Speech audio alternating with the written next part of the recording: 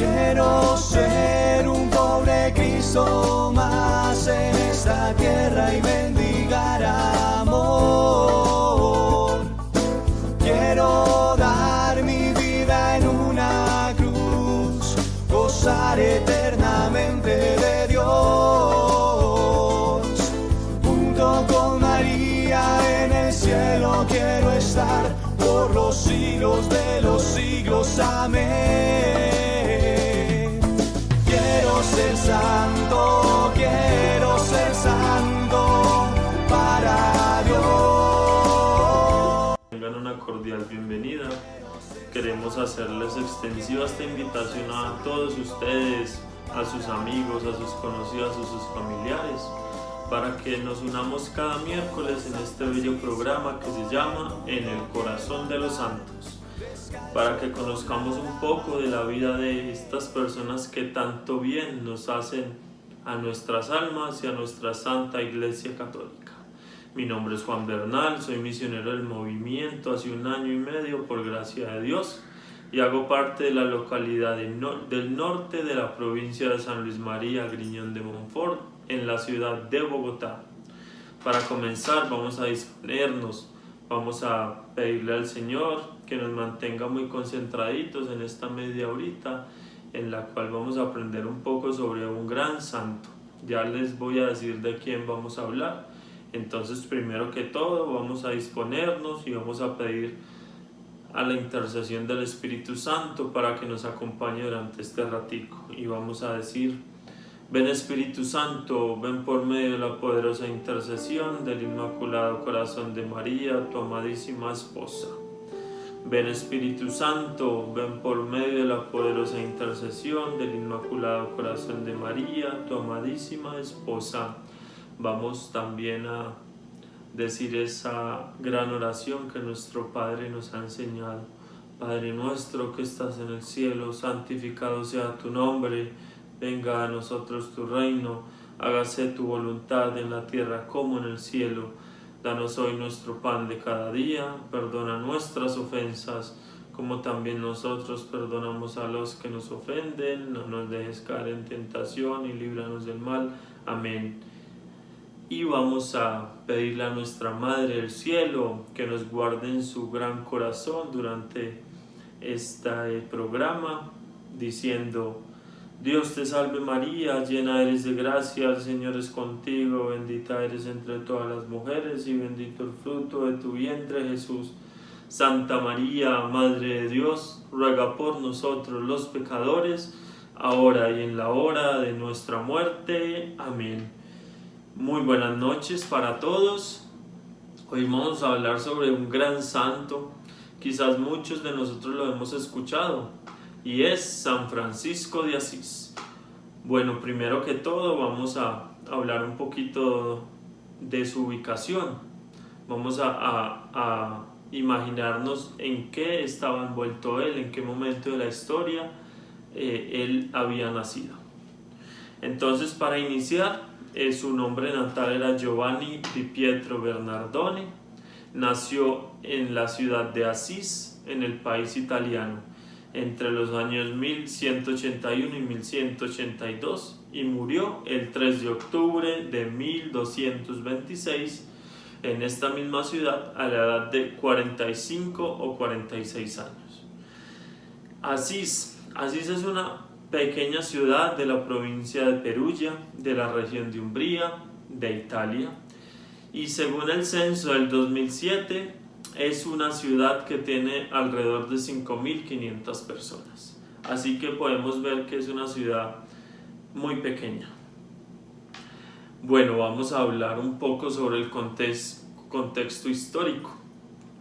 Estamos hablando que estamos en el siglo XII, cuando habían unos cambios fundamentales en la sociedad respecto a las cruzadas, respecto a ese incremento demográfico, y ya se empezaba a ver incremento tanto comercial, tanto en el desarrollo de las ciudades. La economía seguía teniendo como base fundamental la producción feudal a través del campo, y aunque todavía se estaba produciendo una transición frente al feudalismo y al capitalismo, estaba muy forjado el campo en ese momento, y las clases como la nobleza, como el clero y como la burguesía estaban tratando de tener una posición en ese momento histórico. Bueno, ya hablamos un poco sobre ese contexto histórico y ahora vamos a hablar sobre el contexto eclesial de ese momento. Debido a que el comercio, a que tanto la banca estaban aumentando y la iglesia estaba teniendo nuevas riquezas, pues eso iba a involucrar que varios movimientos religiosos surgieran frente a este rechazo, ya que no estaban muy de acuerdo con la opulencia de la jerarquía eclesiástica de ese momento, y se dedicaron más bien a vivir en una vida pobre y evangélica. Algunos de ellos salieron de la institución eclesial y vivieron a su manera, y tales movimientos fueron condenados hasta el punto de considerarse herejes, ya que no iban a la par de nuestra Iglesia Católica, como los muy conocidos cátaros, que se fijaban mucho en un mundo material, en un mundo sacramental y en las imágenes y en la cruz. Esto, en lo que se fijaban, lo rechazaban profundamente. Por eso se tildaban de herejes, porque iban en contra de nuestra iglesia. En cambio, habían unas instituciones, no unas instituciones, sino unas organizaciones, unas comunidades que empezaron a crearse en pro de la iglesia, pero frente a una vida pobre, frente a una vida mendicante, como eran las comunidades de San Francisco de Asís y de Santo Domingo de Guzmán.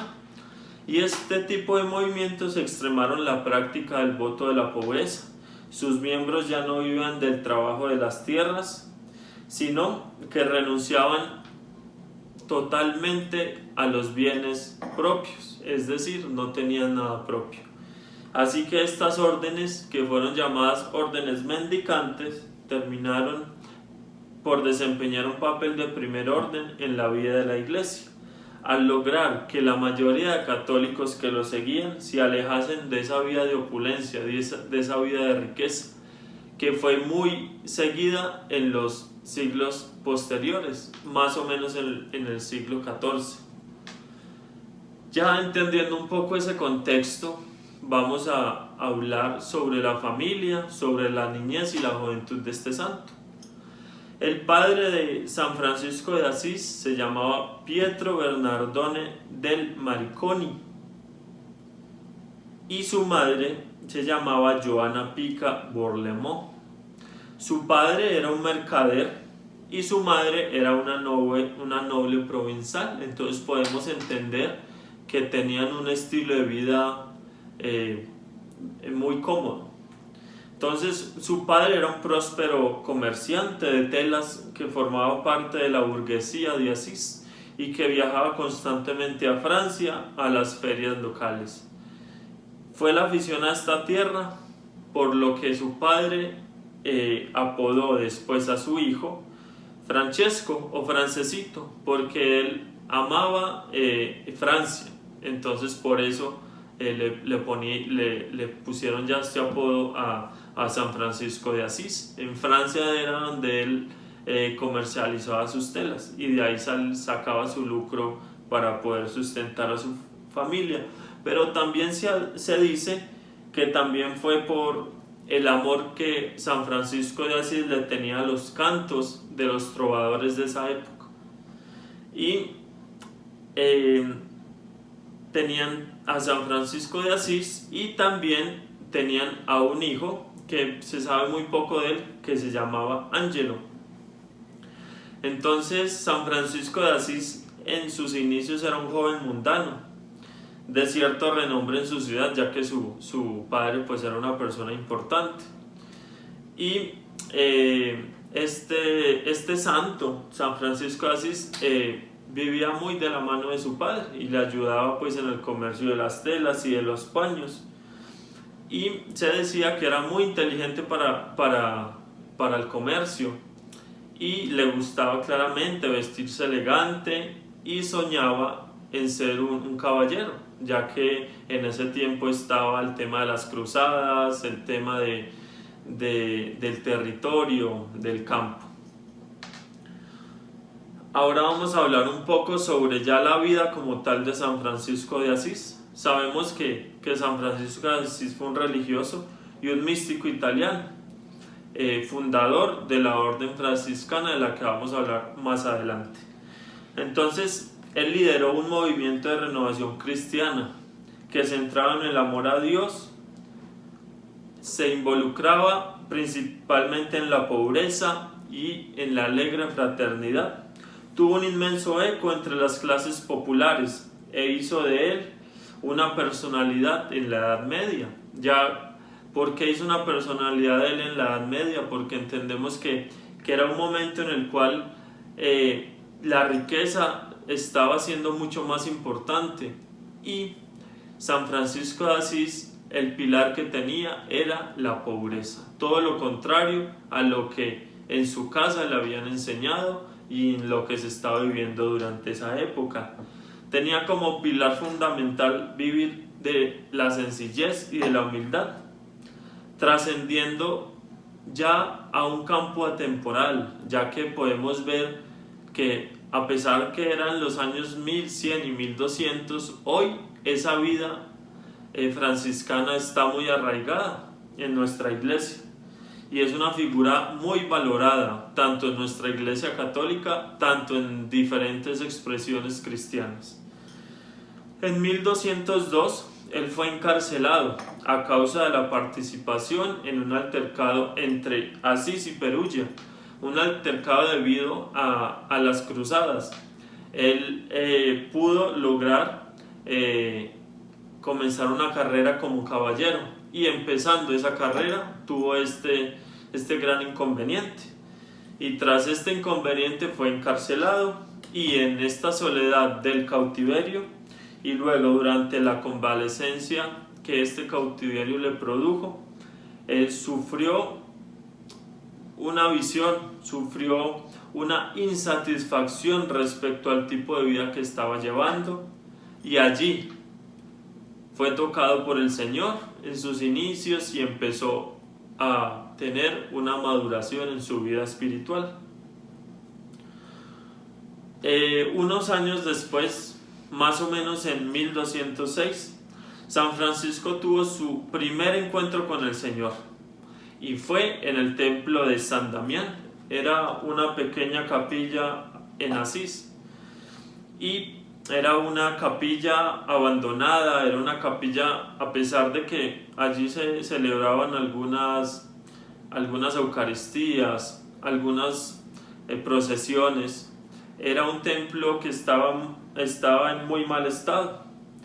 Y cuando estaba en una Eucaristía, que coincidencialmente o diosidencialmente en esa misma Eucaristía estaba su hermana de espiritualidad, Santa Clara de Asís, él sintió que el Señor le decía estas palabras: ve, Francisco, repara mi iglesia, ya lo ves, está hecha ruina. Y esas palabras lo pusieron muy, pero muy sensible y a partir de ese momento la vida de San Francisco de Asís tuvo un vuelco del cielo a la tierra. Y así como él abrió su corazón para que el Señor le dijera esto, él no vaciló en ningún momento. ¿Y qué hizo? Corrió hacia su casa, tomó unos cuantos rollos de paño de su padre y fue a venderlos a una persona de la ciudad que compraba las telas, y su nombre era Feligno. Y luego entregó todo el dinero que había vendido en ocasión a estas telas y se los dio al sacerdote de esta pequeña capilla. ¿Para qué? Para la restauración del templo, ya que él entendía que el mensaje de Jesucristo, el mensaje que el Señor le había puesto en su corazón era material y no era, como lo entendió después, espiritual. Entonces claramente cuando el padre se dio cuenta de esta acción, pues se volvió loco y se fue directamente a ver al obispo. ¿Para qué? Para que el obispo pudiera decidir que su hijo San Francisco no tuviera herencia ni poder alguno sobre los bienes de su padre. Y por sorpresa, cosa que no se imaginaba su padre, fue que San Francisco de Asís le entregó hasta sus mismas vestiduras a su padre y le dijo que ya él no era hijo de él, sino que él era hijo del Padre Celestial, es decir, de Dios, del Señor. A partir de ese momento, San Francisco dejó su hogar y empezó a andar las calles de Asís y tuvo su segundo encuentro. Su primer encuentro lo tuvo en la capilla de San Damián y su segundo encuentro lo tuvo en los tugurios, por así decirlo, de San Francisco de Asís con los leprosos. Este fue un encuentro que también lo tocó demasiado su corazón y hay un momento muy especial en el cual él ve a un leproso, lo ve fijamente y lo besa. ¿Y esto qué quería decir?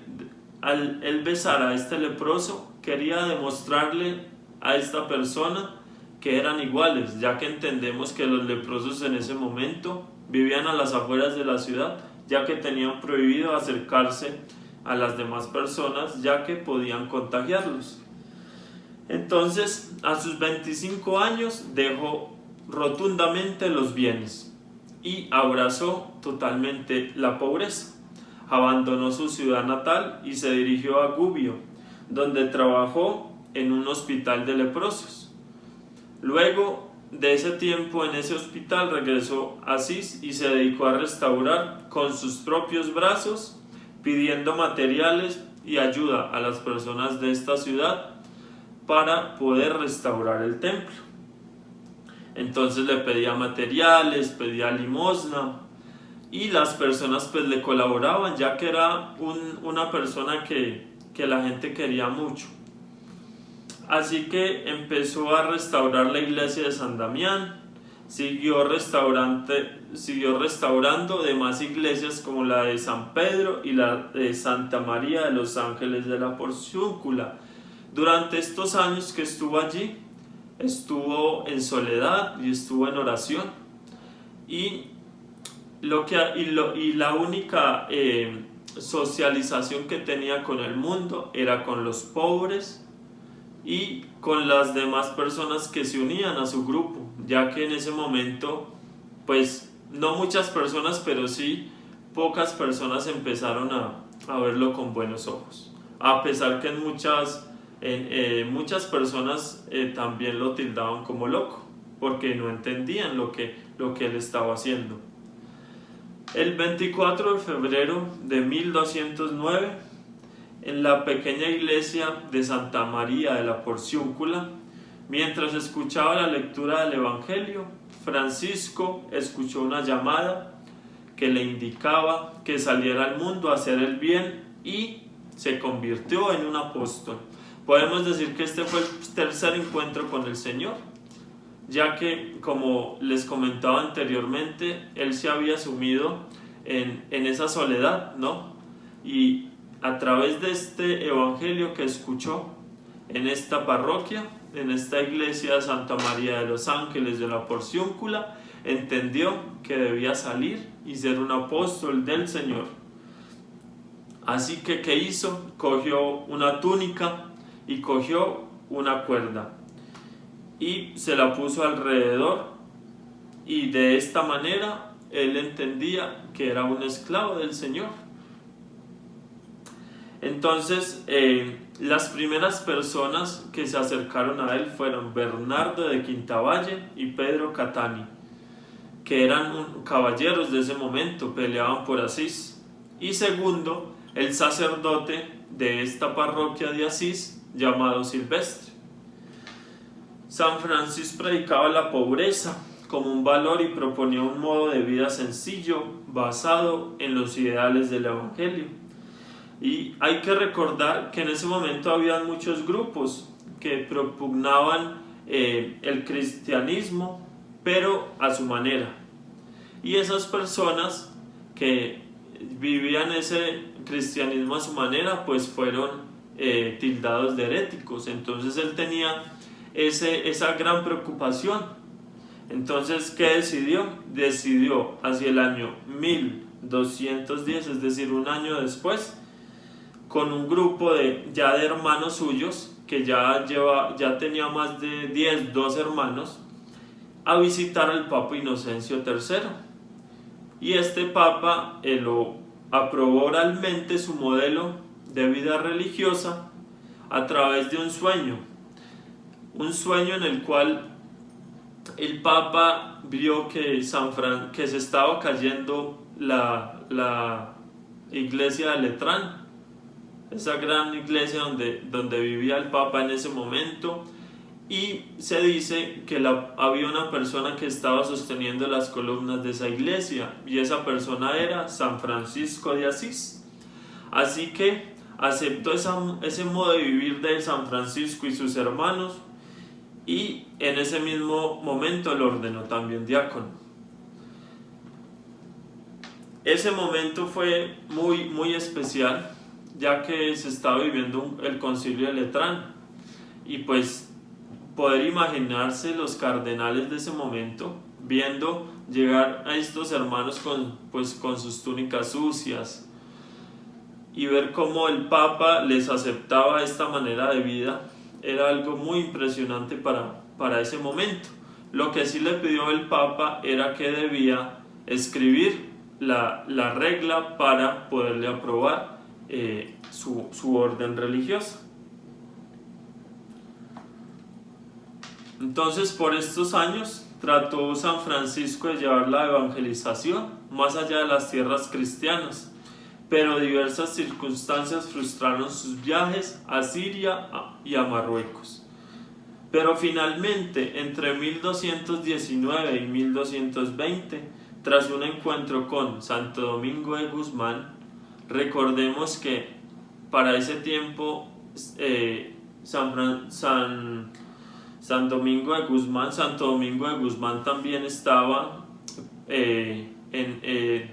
pasando por su conformación de su orden, la orden dominica, y se dice que ellos dos se encontraron y se dieron un gran abrazo.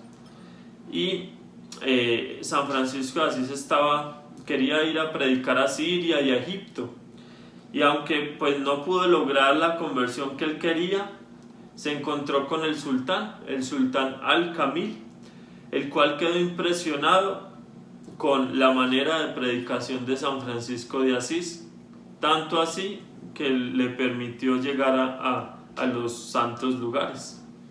Entonces, a su regreso de estas tierras,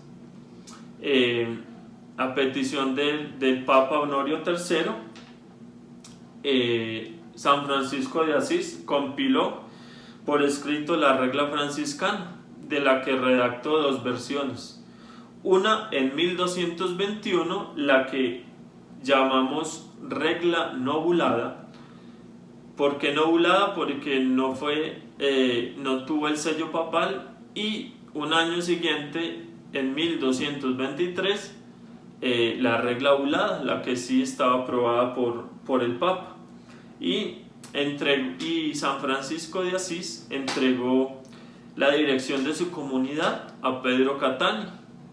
La dirección de la orden franciscana empezó ya a pasar a manos de los hermanos que tenían una mejor práctica de administrar la orden, y también la administraba el cardenal Ugolino, que en un futuro se convirtió en el Papa Gregorio IX. ¿Para qué San Francisco le entregó, por así decirlo, las llaves de la orden a estos hermanos? Porque él quería vivirlo de una manera contemplativa, poderse dedicar por entero a contemplar la palabra, a contemplar el llamado de Dios. y entonces él no podía estar de una manera activa y de una manera contemplativa a la vez.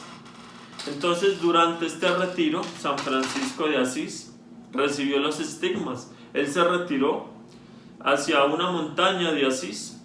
En las películas y en diferentes libros nombran que él estaba en una cueva, ¿sí? Y entonces en esta cueva él duraba ayunando. Él ayunaba 3 periodos al año durante 40 días, es decir, ayunaba 120 días al año. Y a través de estos sacrificios que hacía para el Señor, él recibió los estigmas. Y según el mismo testimonio de San Francisco de Asís, esto ocurrió en 1223, tras un largo periodo de ayuno y de oración. Y también cayó sobre su cuerpo la ceguera, ya no veía y ya sufría fuertes padecimientos. Y muchos de estos padecimientos físicos, muchas personas de ese momento lo aquejaban a que era por lo fuerte que él le había dado a su cuerpo, ya por sus ayunos, por su evangelización en el Medio Oriente. No debemos olvidar que cuando él estaba evangelizando el Medio Oriente, estaba llegando ya la finalización del año y no podía llegar a Asís, donde estaban concentrados sus hermanos. Entonces se quedó en una pequeña casa, y allí él vio que había una oveja y había un asno, y se le vino a la mente el nacimiento del niño Jesús. Y gracias a ese acontecimiento, hoy nosotros conocemos el pesebre, porque él se imaginó que en ese momento iba a nacer el niño Jesús. Entonces, gracias a San Francisco de Asís, nosotros tenemos el pesebre. Entonces, a pesar de que él tenía grandes sufrimientos físicos, esto no afectó en nada el amor a Dios y el amor a la creación. Él tenía un gran amor por las criaturas, él tenía un gran amor por toda la creación. Tanto era así el amor que tenía, que tanto él llamaba hermano una persona de su comunidad, tanto llamaba hermano a un pájaro, a un pez, a un árbol, porque él decía que todos hacían parte de la creación de Dios. Entonces, hacia el año 1225 compuso el maravilloso poema, un maravilloso cántico a las criaturas, que es de las obras más importantes de San Francisco de Asís. Es llamado el Cántico a las Criaturas o el Cántico al Hermano Sol, que influyó en gran parte a la poesía mística de ese momento. Poesía mística que atrajo a grandes religiosos como Fray Luis de León, a Santa Teresa de Jesús y a San Juan de la Cruz.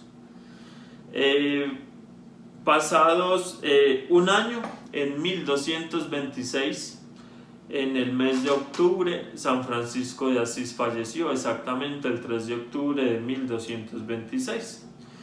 Un año después, en 1228, fue canonizado por el Papa Gregorio IX, que colocó la primera piedra sobre la iglesia de Asís, que fue dedicada a este gran santo. Y la festividad de San Francisco de Asís se celebra el 4 de octubre. Las obras de San Francisco de Asís es un detalle muy importante que debemos contemplar. Las obras de este gran santo no documentan la vida del santo, sino que documentan el espíritu y el ideal del franciscano.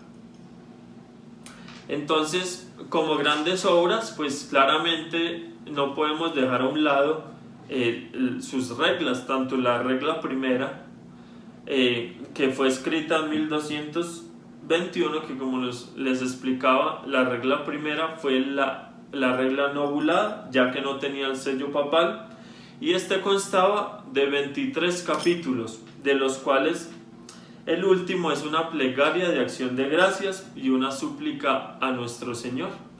Esta reúne normas, amonestaciones y exhortaciones que San Francisco dirigía a sus hermanos de comunidad, a los franciscanos.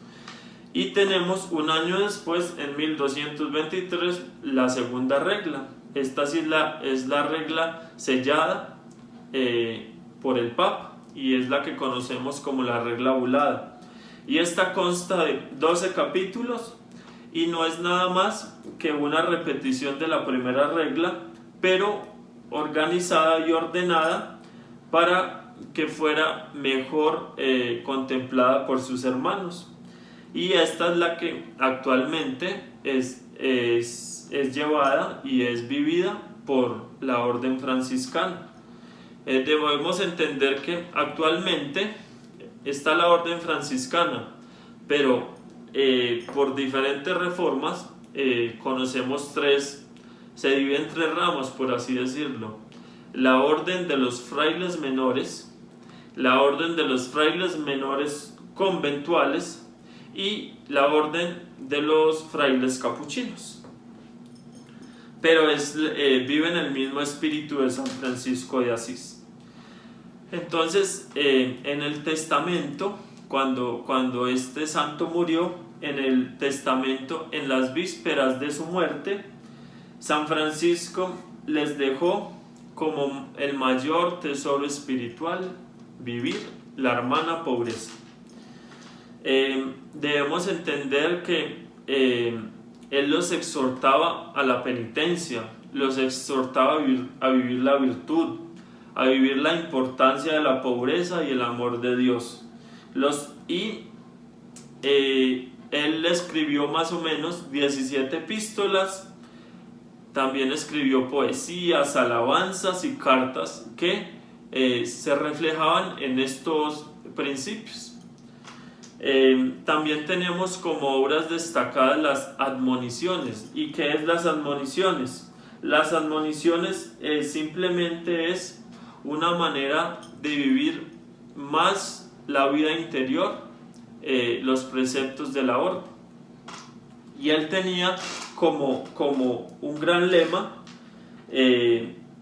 y como primer precepto vivir el amor de Dios por sí mismo y como único bien. Eso era lo más importante, vivir el amor de Dios y reconocer que quien ama al Señor de esta forma lo posee ya interiormente en la medida en que comprende que sin Él la razón de nuestra vida se hundiría totalmente en tinieblas y no seríamos absolutamente nada.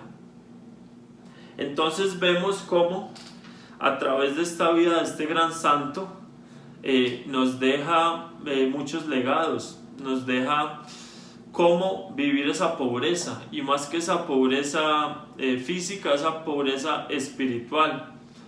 Nos deja ver también esa sencillez, nos deja también algo muy importante, que cuando el Señor nos llama es imposible decirle que no. Nosotros vemos como un hombre como él, el francesito, como le decían, Francesco, era hijo de una familia rica. Su padre era un comerciante de telas y su mamá era una noble de su época, pero el Señor lo llamó y él simplemente le dijo un sí te sigo, y lo siguió de una manera totalmente radical, teniendo como único pilar el amor de Dios, siéndole fiel en la pobreza, en la sencillez y en la castidad. Es muy bonito porque les cuento de manera personal que este santo me ha ayudado mucho en mi proceso de conversión, ya que nosotros vemos cómo se puede vivir tan feliz con tan poco materialmente. Es decir, vemos cómo a través de este gran santo él nos enseña que si tenemos a Dios, nada más nos va a hacer falta. Vemos cómo a través de la humildad, a través de esta sencillez, pudo transformar tantas personas. Y no podemos dejar a un lado el momento en el cual San Francisco estaba viviendo, un momento de cruzadas, un momento de herejía, un momento de opulencia. Pero él, a través de su ejemplo y de su amor infinito al Señor, a través de su mortificación, de sus ayunos, el Señor lo llenó de su amor y pudo convertir a tantas personas, tanto que él es recordado tanto en nuestra Iglesia Católica como en diferentes creencias. Entonces, como les iba comentando, él a través de sus virtudes nos enseña grandes cosas, y a mí a nivel personal me ha ayudado de una manera muy especial, porque me ha alejado de cosas de las cuales yo no creía que iba a ser posible. Pero a través de esta intercesión de este gran santo, él me ha enseñado a vivir la vida como el Señor nos la dejó escrita en sus santos evangelios. Vemos cómo él con una simple túnica y una cuerda pudo evangelizar a tantas, pero a tantas personas. Hay muchos vicios que a nivel personal nos alejan del Señor. Pero ¿cómo podemos reprender estos vicios? A través de las virtudes. Si nosotros nos acercamos un poco más a una vida virtuosa, a través de estos ejemplos como San Francisco de Asís, vemos que nuestra vida se va a transformar y nuestra felicidad va a ser inmensa al lado de nuestro Señor y al lado de estos santos que tanto nos ayudan. Para finalizar, quiero compartirles una bella oración del santo, que, como les explicaba anteriormente, es el Cántico a las Criaturas. Este cántico es una obra de gran relevancia literaria. Este Cántico de las Criaturas fue redactado un año antes de su muerte. Este poema fue un don y fue gracias a la ceguera que él tenía. A través de esta ceguera él pudo escribir esta hermosa oración, esta hermosa obra. Y se trata simplemente de una plegaria a Dios. Y esta plegaria es a través de los rezos matutinos que él le hacía al Señor en las primeras horas de la mañana. Y él comienza elogiando la grandeza de Dios y continúa con la belleza y con la bondad del sol y de los astros. Recordemos que él sentía un gran amor hacia la creación del Señor, hacia los animales, hacia la naturaleza, hacia los mismos hermanos. Y miramos cómo a través de este amor que él sentía sobre la creación, reflejaba la humildad del hombre que le reclamaba perdón y dignidad a la misma muerte. Porque recordemos que al momento de él escribir este bello cántico, él estaba en aquella cueva donde sufrió pues tantos aquejamientos físicos. Y finalmente vemos a través de esta obra poética la composición del ideal franciscano, que tuvo grandes consecuencias tanto literarias como religiosas.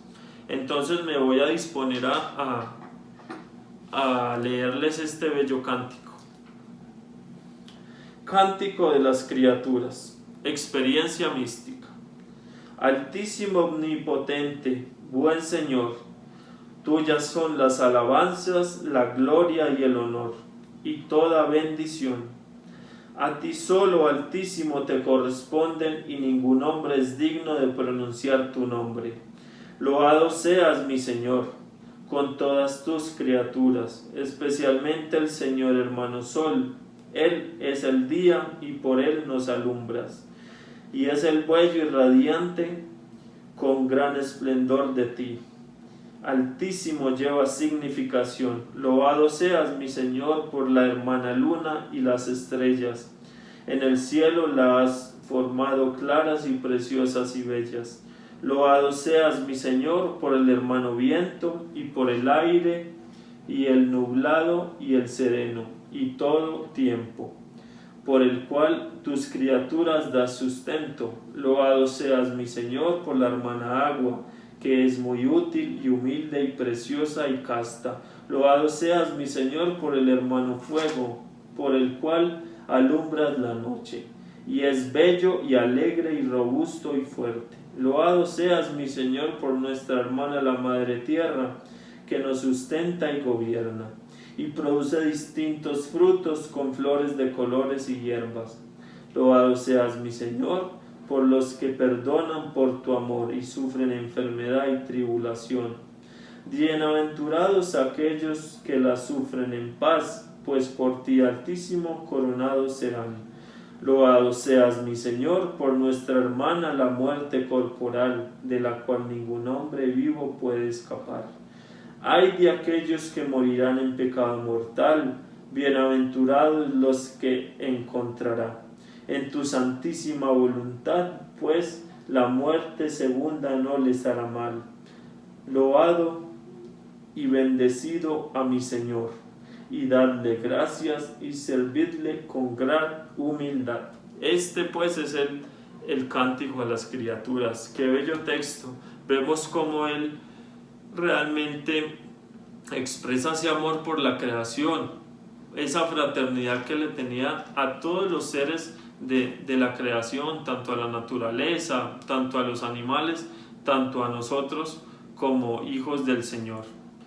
Entonces vemos cómo más allá de este amor a las criaturas era ese amor impresionante al Señor, y vemos cómo en cada frase él le da un bello agradecimiento por esta bella creación, que es una creación perfecta. Entonces, finalmente quiero agradecerles por su atención, por brindarme este espacio tan especial a través de este gran santo que nos ilumina a través de su ejemplo, de ese ejemplo de humildad, de ese ejemplo de sencillez. Vamos a finalizar diciendo: Padre nuestro que estás en el cielo, santificado sea tu nombre, venga a nosotros tu reino, hágase tu voluntad en la tierra como en el cielo. Danos hoy nuestro pan de cada día, perdona nuestras ofensas como también nosotros perdonamos a los que nos ofenden. No nos dejes caer en la tentación y líbranos del mal. Amén. Gloria al Padre, al Hijo y al Espíritu Santo, como era en un principio, ahora y siempre, y por los siglos de los siglos. Amén. Te pedimos, Señor, que lo que aprendimos en esta noche, por la intercesión de este gran santo, lo guardes en el corazón de nuestra mamá y de tu adorado Hijo, nuestro Señor Jesucristo. Dios los bendiga. Santos, quiero ser santo.